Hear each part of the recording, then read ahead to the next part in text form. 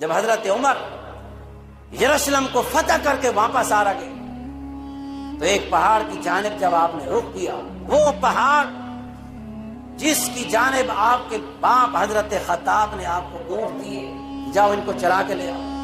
جب اس وادی کے قریب پہنچے نا عمر رونے لگے، اتنا رونے لگے، اتنا جیسے بچہ روتا، تڑپ تڑپ کے رو رہے۔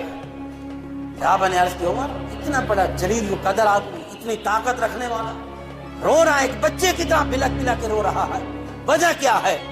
انہوں نے کہا کہ وجہ اور کوئی نہیں ہے، میں اس جگہ پہ اونٹ چرایا کرتا تھا، باپ نے اونٹ دیے تھے یہاں چرانے کے لیے لے کر آیا تھا، لیکن وہ چند اونٹ تھے جو ایک سخت ان کو کھڑا کرتا تھا، آگے والے کو سیدھا کرتا پیچھے والا ہٹ جاتا تھا، اس کو سیدھا کرتا تو آگے والا ہٹ جاتا تھا۔ عمر سے تو چند اونٹ ایک لائن میں کھڑے نہیں ہو سکتے تھے۔ جب سے مصطفیٰ کی غلامی اختیار کی ہے، آدھی دنیا کے لوگ جو ہے عمر سے ڈرتے ہیں۔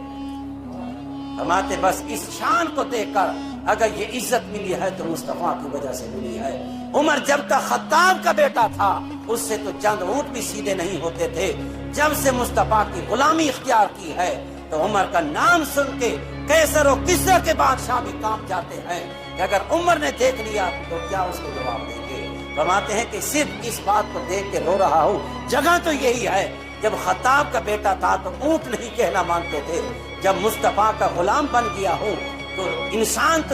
کیا جانور بھی عمر سے ڈرتے ہیں۔ یہ شان ہے حضرت عمر، یہ مقام ہے حضرت عمر، جن کو اللہ نے اتنی بڑی شان عطا فرمائی ہے۔